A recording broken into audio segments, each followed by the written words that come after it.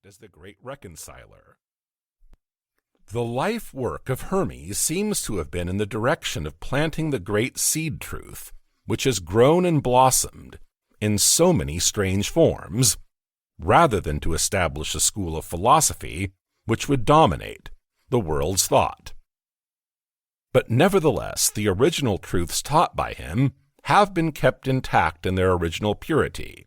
by a few men each age, who, refusing great numbers of half-developed students and followers, followed the Hermetic custom and reserved their truth for the few who were ready to comprehend and master it. From lip to ear, the truth has been handed down among the few. There have always been a few initiates in each generation in the various lands of the earth who kept alive the sacred flame of the Hermetic teachings, and such have always been willing to use their lamps to relight the lesser lamps of the outside world when the light of truth grew dim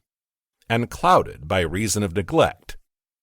and when the wicks became clogged with foreign matter. There were always a few to tend faithfully the altar of the truth, upon which was kept alight the perpetual lamp of wisdom. These men devoted their lives to the labor of love which the poet has so well stated in his lines, "Oh, let not the flame die out, cherished age after age in its dark cavern, in its holy temples cherished, fed by pure ministers of love, let not the flame die out." These men have never sought popular approval nor numbers of followers. They are indifferent to these things, for they know how few there are in each generation who are ready for the truth,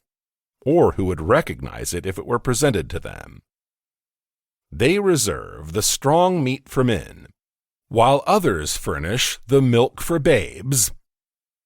They resolve their pearls of wisdom for the few elect who recognize their value, and who wear them in their crowns, instead of casting them before the materialistic vulgar swine, who would trample them in the mud and mix them with their disgusting mental food. But still, these men have never forgotten or overlooked the original teachings of Hermes regarding the passage on of the words of truth to those ready to receive it, which teaching is stated in the Kybalion as follows: "Where fall the footsteps of the master, the ears of those ready for his teachings open wide." And again, when the ears of the student are ready to hear, then cometh the lips to fill them with wisdom.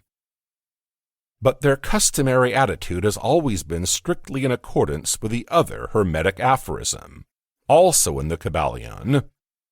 "The lips of wisdom are closed except to the ears of understanding."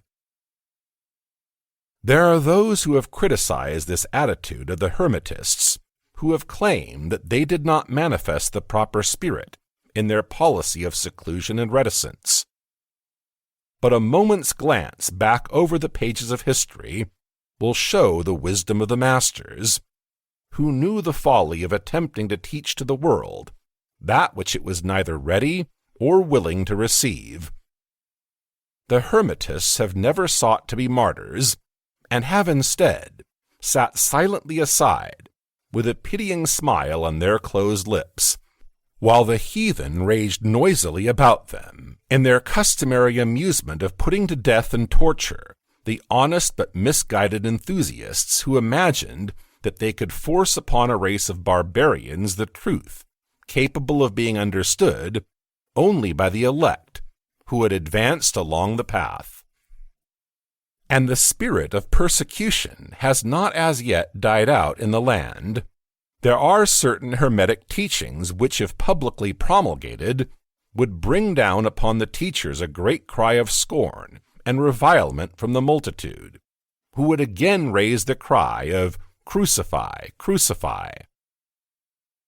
In this little work, we have endeavored to give you an idea of the fundamental teachings of the Kybalion, striving to give you the working principles,